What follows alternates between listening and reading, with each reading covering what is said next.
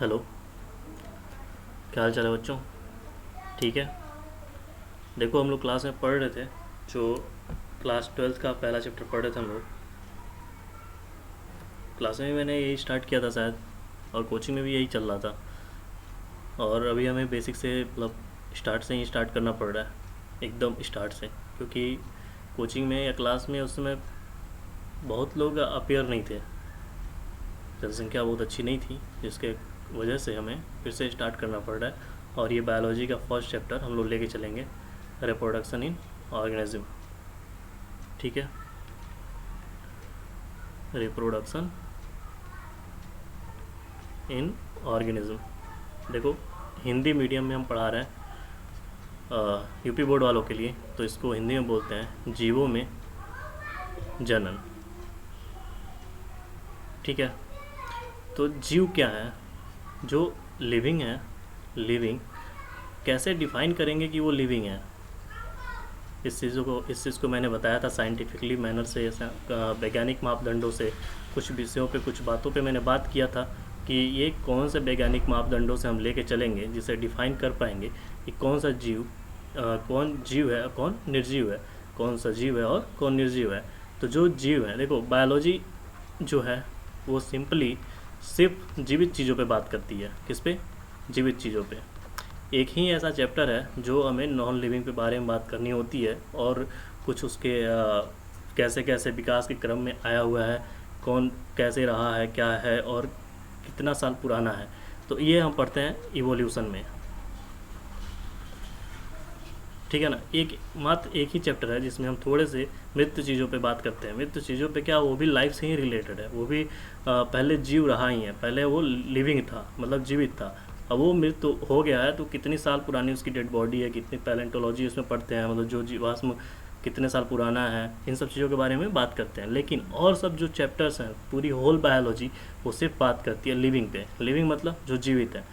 देखो, जो जीवित है उसी चैप्टर को हम लोग पढ़ेंगे। जो जीवित है वो अपने जैसे इंडिविजुअल को रिप्रोड्यूस करेगा। Reproduce in the sense of, मतलब कि अपने ही जैसे संतति की उत्पत्ति करेगा। ये क्यों होता है? ये इसलिए होता है ताकि हमारी कम्युनिटी बनी रहे। जैसे हमारी कम्युनिटी क्या है? इंसानी।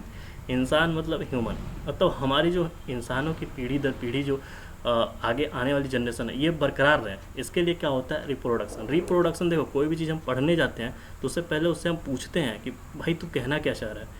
तो देखो यहाँ पे कहना क्या चाह रहा है ये चैप्टर, यही से पूछ लेते हैं क्या कहना चाह रहा है। देख, ये कह रहा है री मतलब पुनः, प्रोडक्शन मतलब उत्पत्ति। किसकी रे? अपनी ही जैसी। मतलब जो जीव है वो अपनी ही जैसी संतति की उत्पत्ति करेगा। ठीक है, वो कोई भी हो सकता है जीव, हाथी हो सकता है, घोड़ा हो सकता है, अदर ह्यूमन हो सकता है, मतलब जो भी जीव है, जो जीवित हैं, वो अपने जैसी संतति की उत्पत्ति करेंगे। ऐसा क्यों करते हैं? क्योंकि उनकी कम्युनिटी और पीढ़ी दर पीढ़ी ये चीज़ें बनी रहे, और ये हमारा नेचर है। अगर ये नहीं बनेगा, ये नहीं बना रहेगा, तो नेचर ख़राब हो जाएगा, और कल को ये पूरा नेचर डिस्टर्ब हो जाएगा। प्रकृति पूरी डिस्टर्बेंस में आ जाएंगी और विनाश का कारण बन सकती हैं। तो रिप्रोडक्शन ज़रूरी है किसमें? जीवों में। और ये किस मेथड द्वारा, किस फिनोमिनो द्वारा होता है? बायोलॉजिकल प्रोसेस द्वारा। बायोलॉजिकल प्रोसेस मतलब इसमें पूरी प्रक्रिया इन्वॉल्व होगी। जैसे कि जीव विज्ञान हम पढ़ते क्यों हैं? इन्हीं सब प्रक्रियाओं को हम पढ़ते हैं कि ये प्रक्रियाएं कैसे स्टार्ट होंगी, क्या होंगी, कैसे होंगी, क्यों होनी चाहिए। देखो, विज्ञान मतलब है जानना। साइंस होता ही है words, to know, how to know, मतलब कैसे हम हर एक चीज़ को डिफाइन करेंगे। व्हाट, हाउ, वाई, ये तीनों वर्ड साइंस के आगे लग जाता है। अगर कोई भी चीज़ आती है तो हम पूछते हैं कि क्यों, ऐसा क्यों हो रहा है। आखिर मान लो कि कभी कभी हम जब साइंस के बारे में बात करते हैं, ऐसे ही लिविंग है तो क्यों है? इसके अंदर कुछ मापदंड हैं, उस मापदंड से हम गुजरते हैं। वो मापदंड मैंने आपको प्रीवियस लेक्चर या प्रीवियस क्लासेस, मैंने जब ऑफलाइन क्लासेस जब चल रही थी तो मैंने बताया था कि जो ग्रोथ कर रहा हो, जिसमें वृद्धि हो रही हो, वो लिविंग है। जिसमें रिप्रोडक्शन हो रहा हो, वो लिविंग है, प्रजनन हो रहा हो। जिसमें मेटाबॉलिक रिएक्शन चल रही हो, मेटाबॉलिक आणविक गतियाँ जिसके पूरे शरीर में चल रही हो, पूरे बॉडी, होल बॉडी में आणविक गतियाँ हो रही हैं, वो लिविंग है, वो जीवित है। तीसरा, चौथा जो था आपका कॉन्सियसनेस, कॉन्शियसनेस, चेतना जिसमें जागृत हो रही है। मतलब जैसे देखो, वृद्धि तो सब में हो रही है। मान लो कि हम कल को पर्वत, एक एग्जांपल मैंने लिया था, मेरा घर क्या है, आज 2 फ्लोर का है, कल को तुम आए, मैंने 2 फ्लोर और बनवा लिए, तो क्या इसका मतलब क्या हो गया कि मेरा घर वृद्धि हो रहा है, तो ये लिविंग है? क्या ये लिविंग है? नो। पर ये क्रम है, इस क्रम से हम गुजरते हैं, ये है मापदंड। रिप्रोडक्शन, मान लो जो म्यूल है, खच्चर, बहुत एकदम कहें तो एकदम एग्जाम्पल जो खच्चर दिया जाता है, ये बहुत धड़ल्ले से दी जाती है। खच्चर जो है ये स्टेराइल होता है, ठीक है ना। स्टेराइल क्यों है? क्योंकि ये फीमेल हॉर्स और मेल डोंकी का, फीमेल हॉर्स मतलब जो मादा घोड़ी और पुरुष गधा का क्रॉस है। देखो अब देखो, जो हमारा ये बायोलॉजिकल वर्ड है, वो किसी दूसरी प्रजाति का क्रॉस एक्सेप्ट नहीं करता, ठीक है बेटा। इस चीज़ को मैंने क्लास में भी चिल्ला चिल्ला के बताया था कि जो अपना बायोलॉजिकल वर्ड जो आपका जीव विज्ञान का जो संसार है, वो ये दूसरे जाति से क्रॉस एक्सेप्ट नहीं करता, और एक्सेप्ट कर भी लेता है तो वो आगे उसकी अनुमति नहीं देता और उसी को स्टेराइल बना देता है, नपुंसकता दे देता है, नपुंसकता दे देता है, जिसके वजह से वो अपनी पीढ़ी दर पीढ़ी को आगे नहीं बढ़ा सकते, वो यहीं पे ख़त्म हो जाते हैं। तो क्या वो जीवित नहीं है? हैं, वो जीवित हैं, पर वो रिप्रोड्यूस नहीं कर सकते। यहाँ पे ये चीज़ फेल हो जाता है। लेकिन ये दूसरा मापदंड है हमें लिविंग का डिफाइन करने के लिए। मेटाबॉलिक रिएक्शन, हाँ, सब में मेटाबॉलिक रिएक्शन होती हैं, जो भी जीवित है उसमें मेटाबॉलिक रिएक्शन होती है। देखो ये मेरा पेन है, ये इलेक्ट्रिक बोर्ड का पेन है, इसमें कोई भी मेटाबॉलिक रिएक्शन नहीं हो रही है। What is the mean? मतलब कि ये नॉन लिविंग है। ये मेरा स्टूल है, टेबल है, इसमें कोई मेटाबॉलिक रिएक्शन नहीं हो रही है। ये क्या है? सब नॉन लिविंग है। जिसमें मेटाबॉलिक रिएक्शन हो रही हैं वो सब लिविंग है। अब मेटाबॉलिक रिएक्शन ये कॉन्शियसनेस से जुड़ा हुआ है डायरेक्टली। देखो कॉन्शियसनेस को अगर हम बात करें, जैसे कि कोई भी कोमा पेशेंट को अगर ले लो तुम, कोमा पेशेंट जो कोमा में है, उसके अंदर क्या हो रहा है? मेटाबॉलिक रिएक्शन हो रही है। कैसे? उसके नीडल में जो उसका नर्व्स जो है उसमें लगी हुई है, नीडल लगी हुई है। किस चीज़ की नीडल? ग्लूकोज का बोतल चढ़ रहा है, ग्लूकोज का बोतल चढ़ रहा है, तो उसके अंदर प्रक्रियाएं चल रही हैं, बहुत सारे केमिकल रिएक्शंस हो रही हैं, तभी वो एक्सक्रीट कर रहा है और वो जीवित है, ठीक ना। उसके अंदर ये चेतनाएं नहीं है, पर वो मेटाबॉलिक रिएक्शन हो रही हैं। उसको टच करेंगे तो उसके अंदर फील नहीं होगा। लिविंग में फील होता है। जैसे मान लो ये मेरा बेंच है, बेंच मैंने टच किया, इस पर फील नहीं हो रहा है, इसमें कॉन्शियसनेस नहीं है, तो ये नॉन लिविंग है। ये एक चौथा मापदंड है। लेकिन अगर इसका अपवाद देखा जाए, तो अपवाद होगा कोमा पेशेंट में चेतना नहीं होती, उसको हम जाके टच करते हैं, उसके माँ बाप फैमिली आके गिड़गिड़ाते हैं, रोते हैं, पर उससे प्रभाव नहीं पड़ता है। लेकिन वो जीवित है, उसको वो डॉक्टरों के निगरानी में रखा हुआ है और उसके अंदर मेटाबॉलिक रिएक्शन हो रहा है, इसीलिए डॉक्टर मानते हैं कि वो जीवित है, ठीक है। तो इन सब चीज़ों से हम लोग बात करते हैं कि जीवित, लिविंग और नॉन लिविंग के बारे में। तो रिप्रोडक्शन वही करता है जो लिविंग है, जो जीव है। क्या है? जीव। अब बेटा जीव की बात कर लिए, अब जो जीव आया है वो जाएगा ही। कोरोना पैंडेमिक में आप देख ही रहे हैं कि जो जीव आया है वो जाएगा ही। तो हम लोग बात कर रहे हैं, चैप्टर का नाम है जीवों में जन्म। कुछ डेफिनेशन है उसके बारे में हम लोग समझेंगे, ठीक है ना। देखो मैंने बात किया कि जो जीव आया है वो जाएगा ही। इसका मतलब क्या है? कुछ तो उसका अवधि होगा, कुछ उसका काल होगा, कुछ उसके टाइम पीरियड होंगे। हाँ यस बेटा, उसी को बोलते हैं लाइफ स्पैन। क्या बोलते हैं? लाइफ स्पैन, जीवन अवधि। जीवन अवधि हर एक की फिक्स है, निश्चित है। क्यों? क्योंकि वो हर एक इंडिविजुअल पहले जन्म लेता है, बर्थ होता है, उसका जन्म होता है, फिर वो ग्रोथ करता है, एक जुवेनाइल स्टेज पे आता है, ठीक है बेटा। फिर उसके बाद वो रिप्रोडक्टिव एज पे आता है। What is the meaning of reproductive? प्रजनन के स्टेज पे आता है, जहाँ वो अपने जैसे ही संतति की वो उत्पत्ति करता है। उसके बाद क्या होता है? सेनेसेंट, मतलब वो वृद्धावस्था।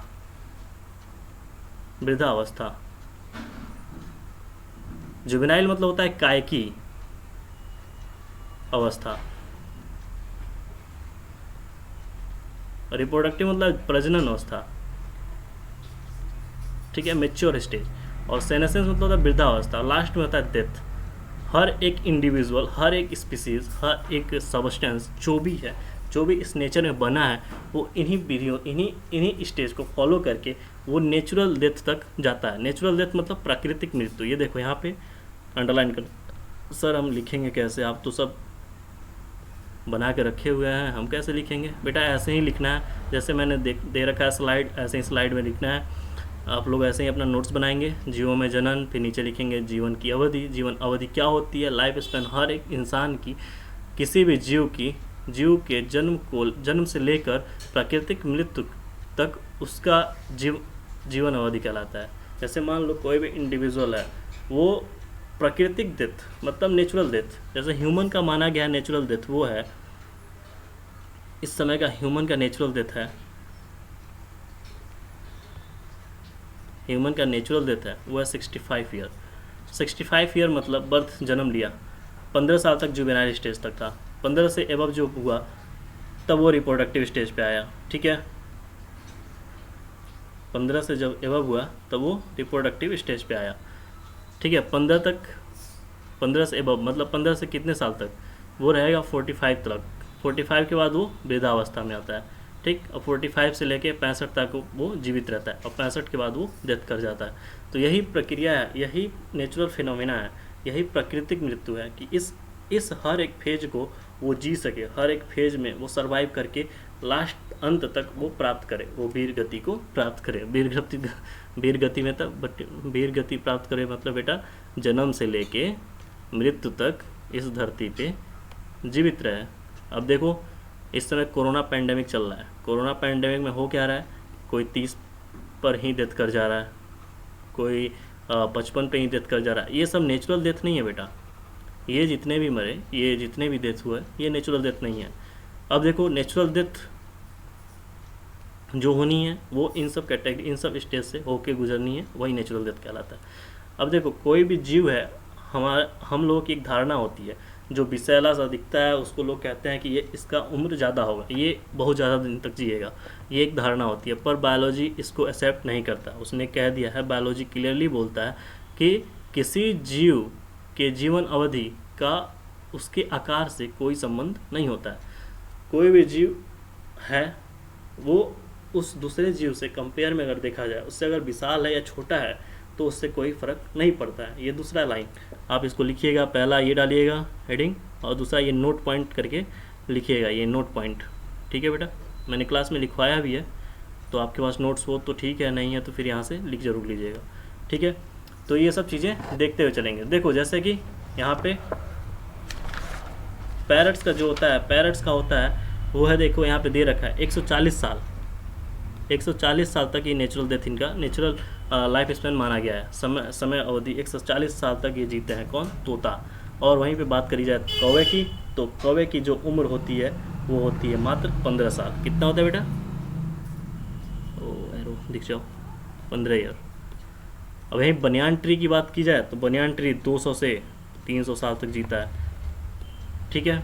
ये सब चीज़ें मैंने आपको लिखवा रखा है। डॉग का आप लिख लीजिएगा, डॉग का होता है 20 से 30 साल, ठीक। एलिफेंट का 65 ईयर। रोज़ का आपका जो गुलाब होता है, वो गुलाब कितने दिन तक, कितने सालों तक खूबसूरत रह सकता है? 5 से 7 ईयर, ठीक है। बटरफ्लाई जो होता है 1 से 2 वीक। कौवा 15 साल, लिखा भी है यहाँ पे।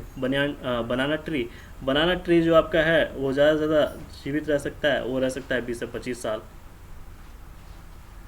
अगर ना काटे पीटे तो, ठीक है। क्रोकोडाइल जो होता है वो 60 साल तक जीवित रहता है।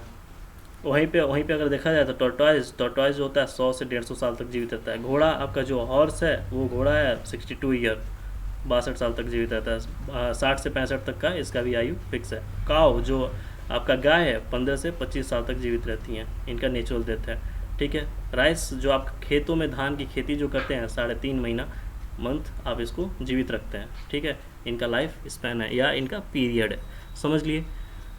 तो जो भी जीव हैं उनका हर एक जीव का समय अवधि फिक्स है, वो यहाँ पे आए हैं तो उनकी मृत्यु होनी है। लेकिन एक ऐसा जीव है जो है जिनका कोई मृत्यु नहीं होता है, इमोर्टल होते हैं, इमोर्टल, इमोर्टल।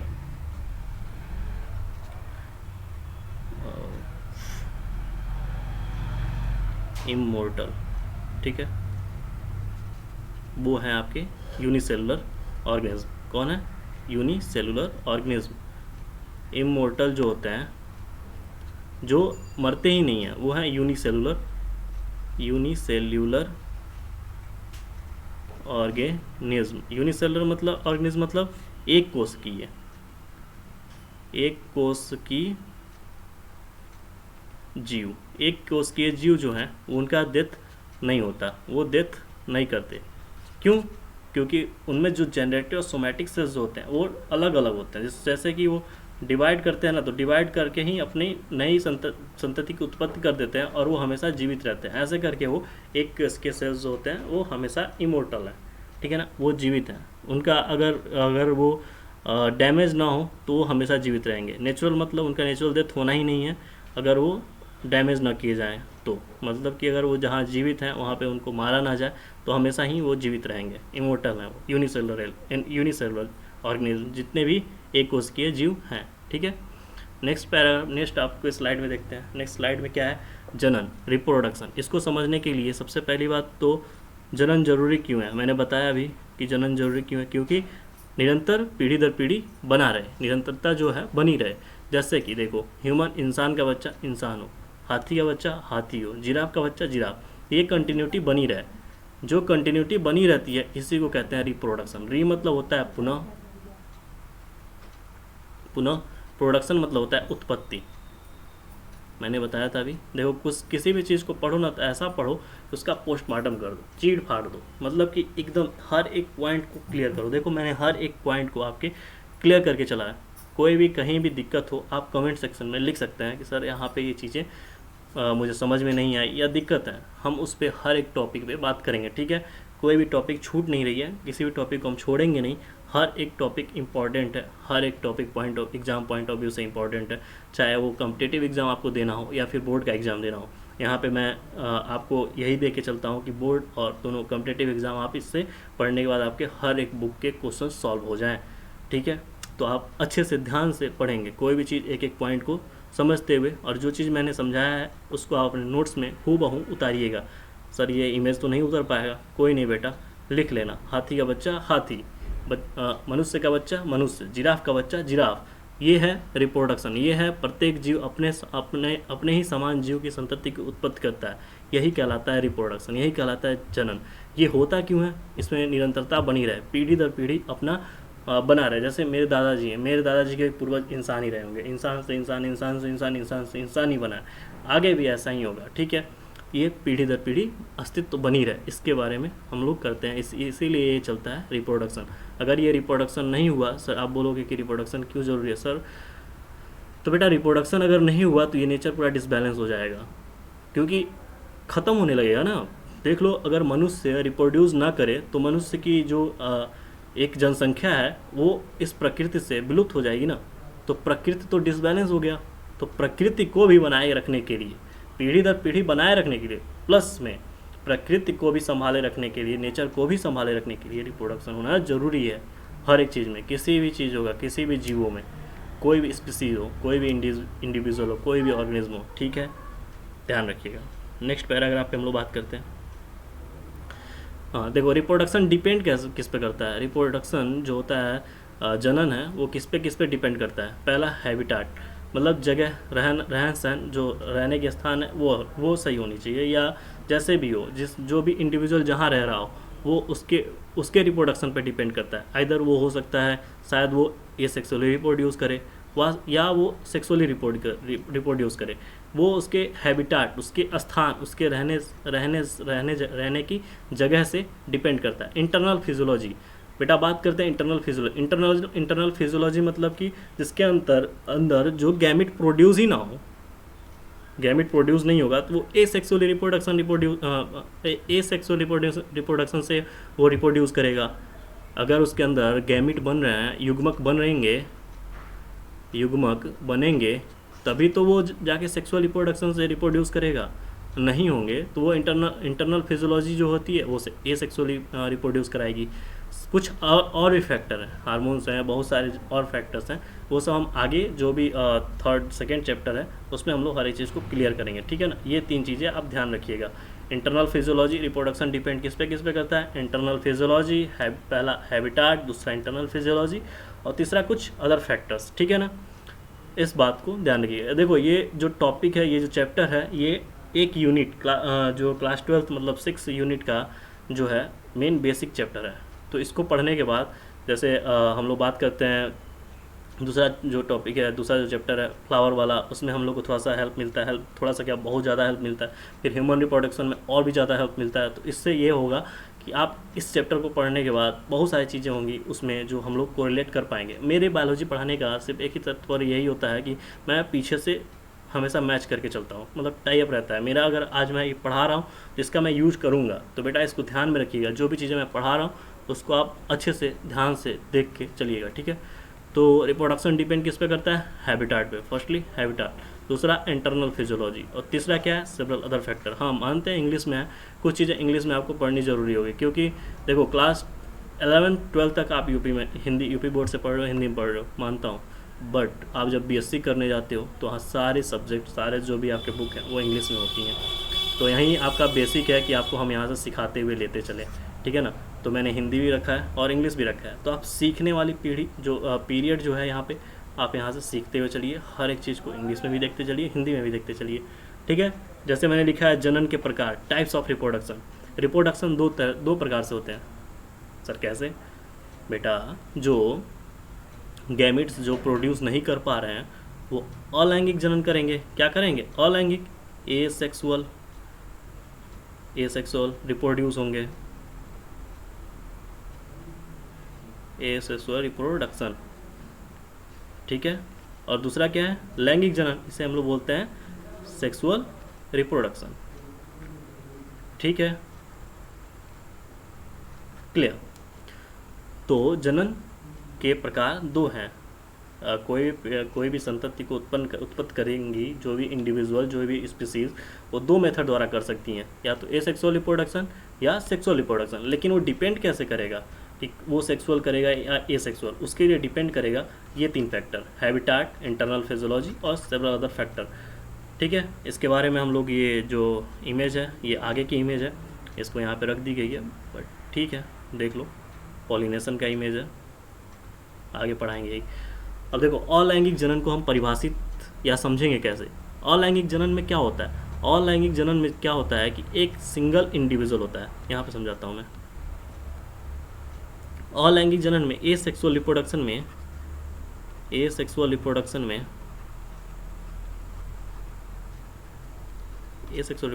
अलैंगिक जनन में एक ही पेरेंट्स इन्वॉल्व होता है, सिंगल पेरेंट्स इन्वॉल्व होता है, सिंगल पेरेंट्स, ठीक है। वो पेरेंट्स में गैमिट्स प्रोड्यूस करने की क्षमता नहीं होती है।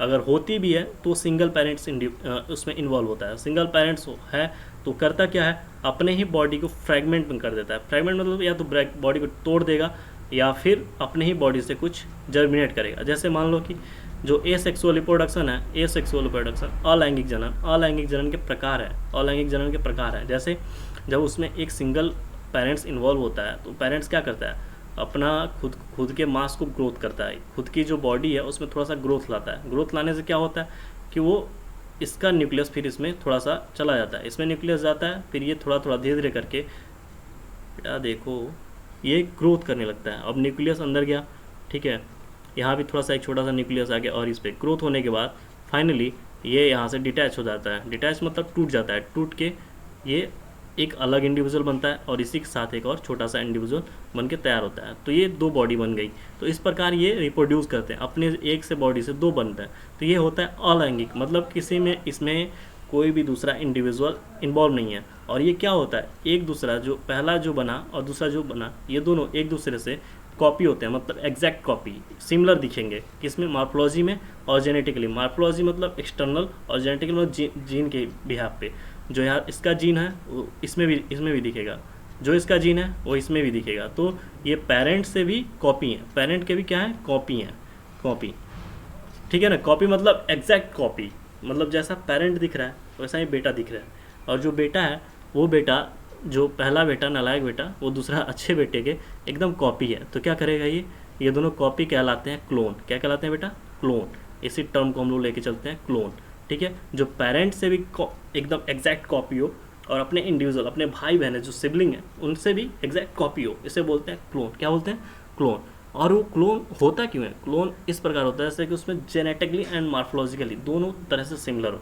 जेनेटिकली मतलब जो बाप से जीन आ रही है वो, और मॉर्फोलॉजी मतलब पिता से एकदम एकदम हूबहू कॉपी, कहलाता है क्लोन। ठीक है, ये कौन से हम बात करते हैं? हम अलैंगिक जनन में। अब देखो परिभाषा इसमें जो लिखा है उसको थोड़ा सा पढ़ लेते हैं। वह जनन जिसमें दो जीवों की भागीदारी नहीं होती है। ठीक है, एक पॉइंट। ठीक है, दूसरा पॉइंट, इसमें एक जीव द्वारा ही संतान उत्पत्ति होती है। ठीक है, जो एक ही जीव है जो अपने ऐसे संतान की उत्पत्ति करेगा। देखो यहाँ पे नीचे इमेज भी देख सकते हो। अलैंगिक जनन कई प्रकार की विधियों द्वारा होता है। मैंने बताया, पहले ही बताया, या तो फ्रेगमेंटेशन मतलब जैसे फिजन, मैंने लिखवाया भी था, फिजन, बडिंग, फ्रेगमेंटेशन। ये यहाँ लिखने की जरूरत नहीं है बेटा, नीचे मैंने सब दे रखा है, पहले जो स्लाइड में है उसको लिख लो। ठीक है, फिजन, बडिंग, फ्रेगमेंटेशन। उसके बाद क्या है? Vegetative reproduction. वेजिटेटिव रिप्रोडक्शन किस में होता है? प्लांट्स में होता है। किसमें? लोअर प्लांट्स में। हायर प्लांट्स जो होते हैं वो सेक्सुअली रिप्रोड्यूस करते हैं। ठीक है, और जो हायर एनिमल्स हैं वो भी सेक्सुअली रिप्रोड्यूस करते हैं। ये मैंने बताया था, क्लास में भी बताया था, यहाँ भी बता रहा हूँ, क्योंकि बेसिक चीज़ें हैं, अभी बेसिक लेके चल रहा हूँ तो बेसिक पे ही बात करते हुए चलेंगे। जो मैंने वहाँ बताया आपका दूसरा समझ लीजिए, एक बार रिविजन और कर रहे हो आप। ठीक है, तो अलैंगिक जनन ये होता है। लैंगिक जनन में देखो, अब देखो बोर्ड में आपसे पूछ दिया अलैंगिक जनन और लैंगिक जनन में अंतर क्या है, तो यहाँ लिख लो, एक हेडिंग डाल दो, अंतर स्पष्ट किया जा रहा है। देखो मैं हिंदी नहीं पढ़ा रहा हूँ तो थोड़ा सा हिंदी ऊपर नीचे हो तो देख लेना। ठीक है, मैंने क्लास में भी यही बोला करता था, मैं क्लास में भी बेटा हिंदी नहीं पढ़ा रहा हूँ, मैं सब्जेक्ट पढ़ा रहा हूँ। तो सब्जेक्ट की फील आनी चाहिए, फील आ रही है, मज़ा आ रहा है एकदम। अलैंगिक जनन देख लिए, अब लैंगिक जनन में देखो। पहले अलैंगिक जनन में थोड़ी सी बाकी रह गई यहाँ पे। इनमें कुछ विधियाँ हैं, विधियाँ जो है मैंने यहाँ पे लिख दिया है। फिजन, बडिंग, मुकुलन, फ्रेगमेंटेशन मतलब कि टूट मुट के हो जाना। वेजिटेटिव रिप्रोडक्शन होता है प्लांट्स में, कायकी प्रजनन। ठीक है, उसको हम लोग पढ़ेंगे नेक्स्ट स्लाइड में। ठीक है, तो अभी हम लोग इसमें देख रहे हैं, इसमें उत्पत्ति संतति जो होती हैं, जो संतति है, जो ऑफ स्प्रिंग है, जो प्रोड्यूस हुई हैं, वो पेरेंट यहाँ देखो इंग्लिश वर्ड लिख दिया है, पेरेंट, माता पिता के समान होंगी, अर्थात यह आनुवंशिक रूप से भी समान होंगी। मतलब क्या? Genetically and morphologically.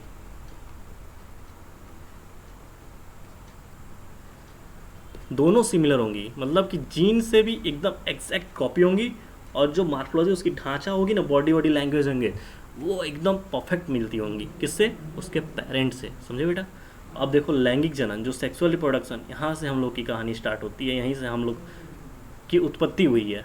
हाँ, हालांकि हमारी जो पहले सेल्स, जो पहली कोशिका रही हुई, वो अलैंगिक जनन से ही प्रोड्यूस हुई है। जैसे विकास के क्रम में जब आई हमारी धरती, उस समय अलैंगिक जनन से ही आई होंगी। लेकिन नाउअडे हम लोग सब लोग रिप्रोड्यूस होते हैं या प्रोड्यूस होते हैं, तो हम लोग किससे होते हैं? सेक्सुअल रिप्रोडक्शन से। यही एक विविधता का कारण भी है। इसको पता लगाने में कई सौ साल लग गए, हम लोग तुरंत पढ़ लेते हैं। तो इसको समझो। अब यहाँ से हम लोग समझने वाली हर एक चीज़ को समझ के चलेंगे।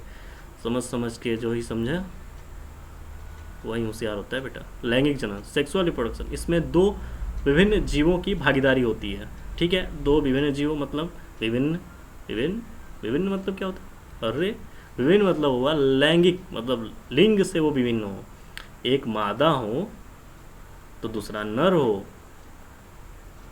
नर को रंगीन कर दे बेटा कि मादा को रंगीन करें? वैसे मादा रंगीन होती हैं। लो मैंने रंगीन कर दिया, ये पीला पीला। ठीक है, ये मादा है और ये नर हैं सुकड़े हुए। ठीक ना? तो इसमें दोनों की भागीदारी आवश्यक है। इसमें नर तथा मादा दो विभिन्न जीवों के सहयोग से मिलने से ही संतति प्रोड्यूस होती हैं। अर्थात यह आनुवंशिक रूप से भिन्न होती हैं। इसमें लैंगिक जनन, इसे लैंगिक जनन कहते हैं। ठीक है, आनुवंशिक रूप से भिन्न कैसे हो जाएंगी? अब इस बात को समझो।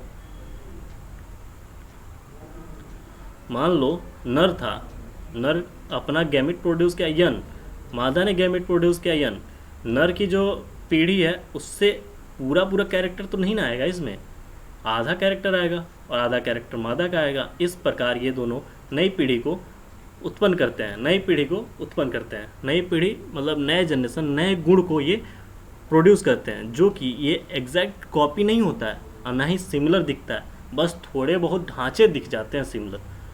तो लोग कहते हैं, जैसे मेरे मेरे घर में लोग कहते हैं कि मैं माँ पे गया हूँ या पापा पे गया हूँ। बहुत सारे बच्चे जो कहते हैं कि इनके, मेरा छोटा वाला भाई है वो एग्जैक्ट कॉपी मतलब कहते हैं कि पापा पापा का है। तो इसमें क्या है, उनके जो आए हुए गुणसूत्र हैं, आए हुए जो जेनेटिक मैपिंग है वो उस पर हावी हैं, उस कुछ कैरेक्टर पे उसके दिख जाते हैं, तो ऐसे दिखते हैं, ठीक ना। इसमें ये नहीं कि एग्जैक्ट कॉपी हो जाए, एग्जैक्ट एकदम सिबलिंग हो जाए, मतलब एग्जैक्ट जो सिबलिंग है, दोनों भाई बहन है, वो एग्जैक्ट कॉपी हो जाए माता पिता के या दोनों हमशक्ल। हाँ, कभी कभी जो जुड़वे बच्चे होते हैं वो एक दूसरे के एग्जैक्ट कॉपी हो जाते हैं। क्यों?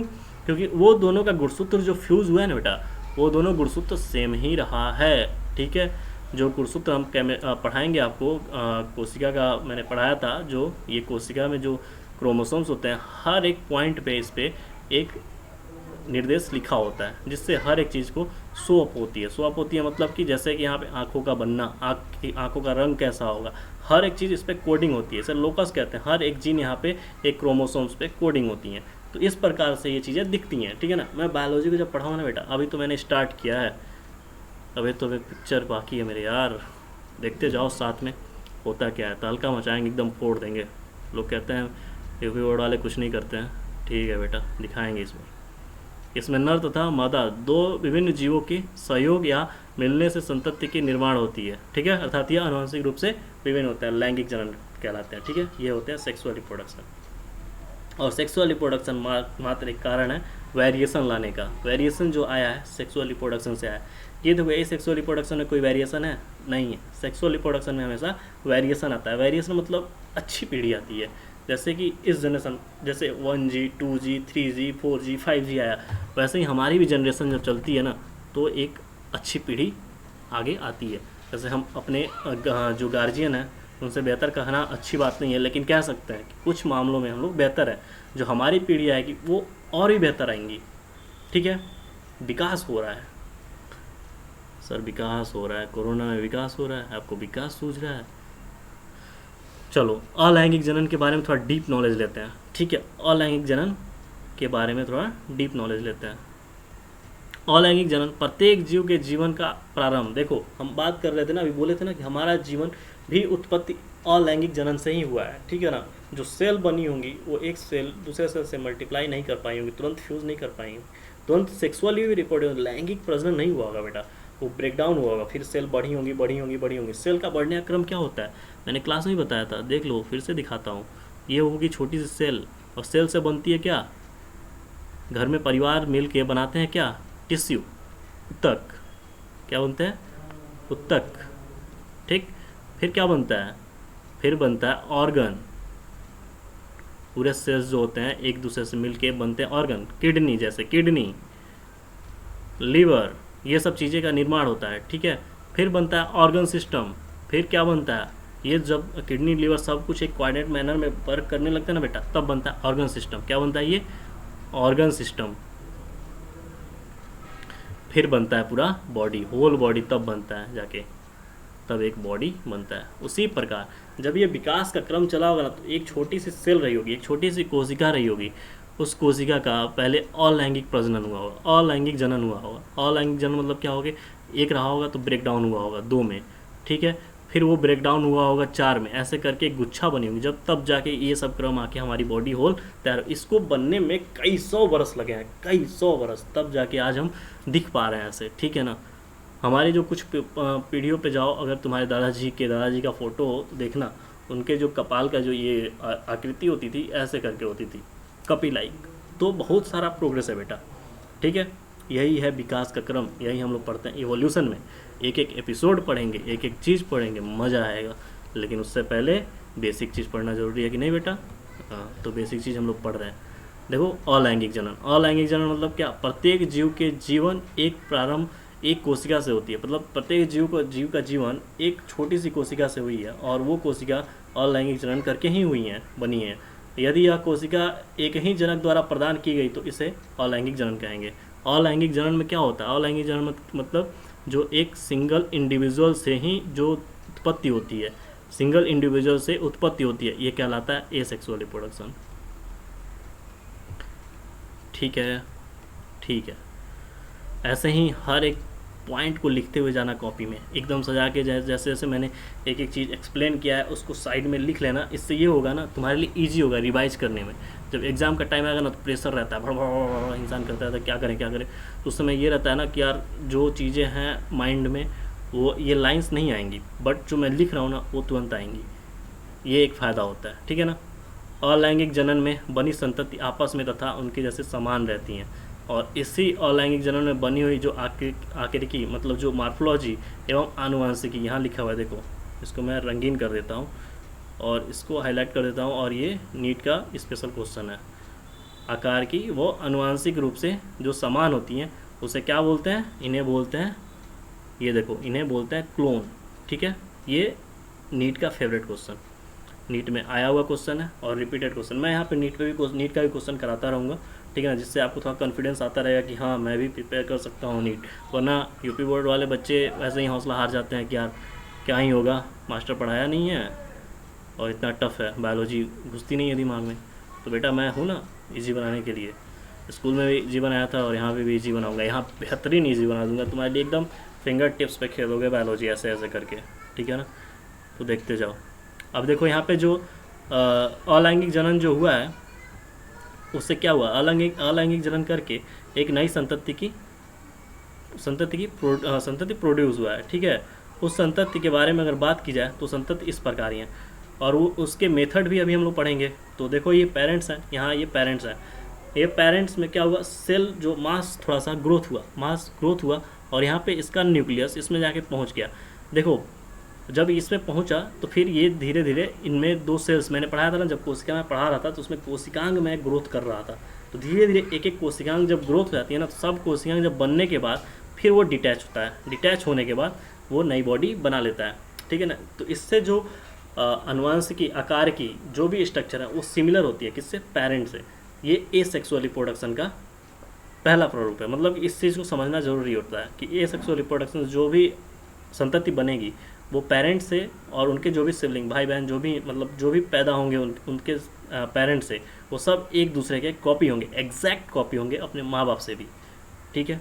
तो ये चीज़ें हम लोग अच्छे से समझ लिए। नेक्स्ट टॉपिक पे हम लोग बात करते हैं अलैंगिक जनन के प्रकार। देखो बेटा क्लास में भी हम पढ़ाए थे अलैंगिक जनन के प्रकार। सामान्य कोशिका विभाजन हो जाता है, इसमें सामान्य कोशिका अगर विभाजन होता है तो उसमें एग्जाम्पल आता है प्रोटिस्टा और मोनेरा। ये देखो योनेरा हो गया, इसको लिखना मोनेरा, ठीक है। मोनेरा क्या है, मोनेरा एक किंगडम है, प्रोटिस्टा भी किंगडम है। इसमें सामान्य कोशिका विभाजन होता है। कोशिका विभाजन मतलब सीधे सीधे कोशिका यहाँ से ब्रेक हो जाती हैं या डिवाइड हो जाती हैं, ठीक है ना। विखंडन होता है देखो अमीबा में, ये मान के चलो अमीबा, ये अमीबा है, अमीबा में विखंडन हो रहा है। विखंडन किस प्रकार होता है, पहले न्यूक्लियस ग्रोथ करता है, देख रहे हो न्यूक्लियस ग्रोथ किया है, फिर न्यूक्लियस ग्रोथ करने के बाद क्या हुआ, डिवाइड हुआ। पहले न्यूक्लियस डिवाइड होता है, न्यूक्लियस डिवाइड होता है, इसको भी कहते हैं केंद्रक विभाजन, केंद्रक विभाजन। और इंग्लिश मीडियम सीबीएसई वाले बोलते हैं, क्या बोलते हैं, कैरियोकाइनेसिस। तोरो को बोलना पड़ेगा बेटा, नहीं बोलेगा ना तो तोरा सिलेक्शन नहीं होगा, तनी बोलना पड़ेगा, ठीक है ना। ये है कैरियोकाइनेसिस, यहाँ बोलता है साइटोकाइनेसिस। अब देख रहे हो क्या बोल रहा है, साइटोकाइनेसिस, सेलो डिवाइड हो रहा है, देख रहा है साइटोकाइनेसिस। साइटोकाइनेसिस मतलब होता है कोशिका विभाजन, क्या बोलेगा, कोशिका विभाजन, क्या बोलेगा बेटा, कोशिका विभाजन हो रहा है कि नहीं। ये देख, ये होता है, ये एसेक्सुअल मेथड द्वारा होता है, किसके द्वारा होता है, एसेक्सुअल मेथड। एसेक्सुअल मेथड में ये होता है विखंडन, क्या होता है, विखंडन, इसे बोलते हैं फिजन, इंग्लिश वाला क्या बोलता है इसको, फिजन। मुकुलन को बोलता है बडिंग, क्या बोलता है, बडिंग या बड़ी, ठीक है ना। अलैंगिक बीजाणु द्वारा सूक्ष्मदर्शीय जैसे जूस्पोर है, जूस्पोर जो होता है कवक एवं कुछ अलैंगिक जो जूस्पोर हैं या स्पॉन्जेस जो हैं, कवक जो हैं, ये सब चीज़ें अलैंगिक द्वारा ही रिप्रोड्यूस होते हैं। कोनिडिया पेनिसिलियम और देखो जेम्यूस जो है स्पॉन्जेस, ये भी क्या करते हैं, एसेक्सुअल रिप्रोडक्शन द्वारा रिप्रोड्यूस होते हैं। अलैंगिक बीजाणु जो बैक्टीरिया हैं, कुछ बैक्टीरिया, क्या पूरे बैक्टीरिया जो हैं वो बीजाणु वो अलैंगिक जनन द्वारा ही रिप्रोड्यूस करते हैं। बट इन सम केस अगर फेवरेबल कंडीशन मिला तो वो सेक्सुअल रिप्रोडक्शन भी कर लेते हैं, ठीक है। तो इस चीज़ को ध्यान रखना।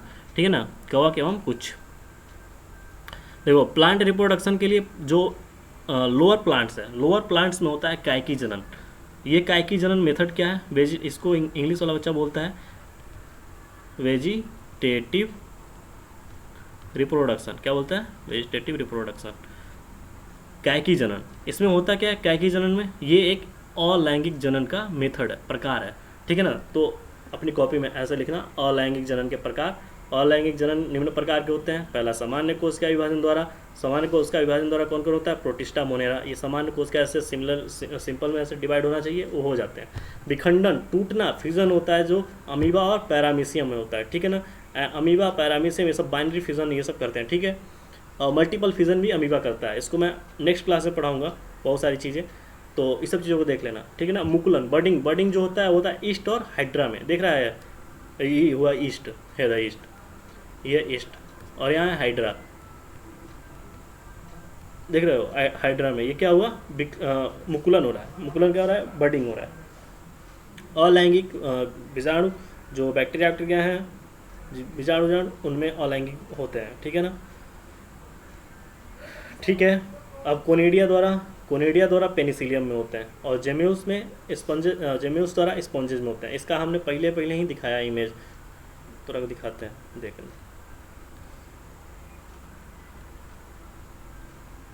देख है ईरा, ठीक है, ये है स्पॉन्जेज,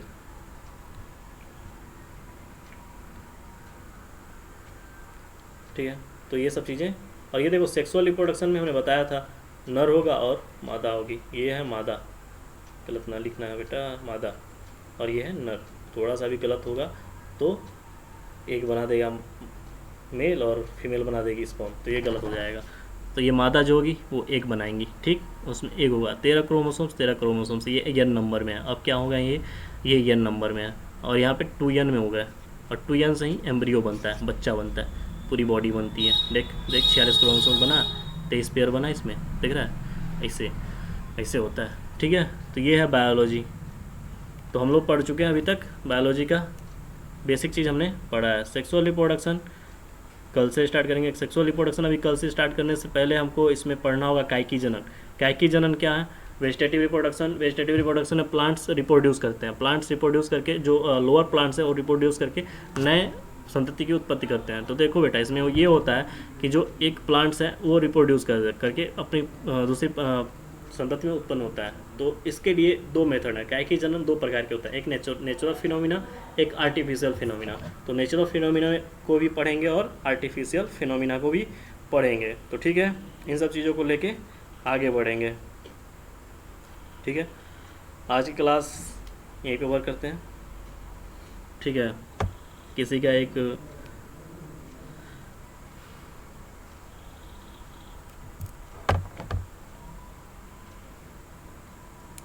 किसी को अगर कोई भी डाउट हो तो कमेंट सेक्शन में लिख सकता है, ठीक है। और नई क्लास जो मतलब कल की जो लेक्चर आएंगी वो आएंगी कायकी प्रजनन से स्टार्ट होंगी, और कुछ एसेक्सुअल मेथड के जो टाइप्स हैं वो बता दिए जाएंगे और वहीं पे कंप्लीट होंगी। तो ठीक है बेटा, पढ़ते रहो और कोरोना से बचाव करो, फैमिली को भी बचाओ, खुश रहो, पढ़ते रहो। ये PDF ऐसे जैसे जैसे पढ़ते जाओगे PDF आपकी आती रहेगी। आप सबकी नोट्स अच्छे से बनाना, जैसे मैंने लिखा है हर एक चीज़ पॉइंट मैं यहाँ लिख नहीं सकता, बहुत ज़्यादा टाइम लगेगा, इसलिए मैंने कुछ स्लाइड पे रख दिया है और कुछ चीज़ें मैंने लिखा है, तो वो सब चीज़ें आप लिख सकते हैं, ठीक है। इन सब चीज़ों को लेके पढ़िएगा, ठीक है बेटा। उम्मीद करते हैं बहुत चीज़ें आज आपने सीखे, बहुत सारी चीज़ें, तो इन सब चीज़ों को सीखिए और अपने भी फ्रेंड मित्र जो भी हैं उनको चैनल पे आने के लिए बोलिए, सब्सक्राइब करने के लिए बोलिए, पढ़ने के लिए बोलिए, ताकि एक न्यू क्रिएशन हो सके, ठीक है। कुछ नया बदलाव, कुछ नई चीज़ें आ सकें, यूपी बोर्ड वाले भी बच्चे नीट के रैंक उठा सकें, ठीक है। तो उम्मीद करते हैं काफ़ी चीज़ें यहाँ से आपको अच्छी मिली होंगी, ठीक है। कोई भी क्वेरी हो, कोई भी प्रॉब्लम हो, कोई भी कैसे भी प्रॉब्लम, एकदम अपन बिंदास हैं यार, बात करते रहेंगे, ठीक है। कोई भी दिक्कत हो आप अपना कमेंट सेक्शन में लिख दीजिएगा, ठीक है। चलिए।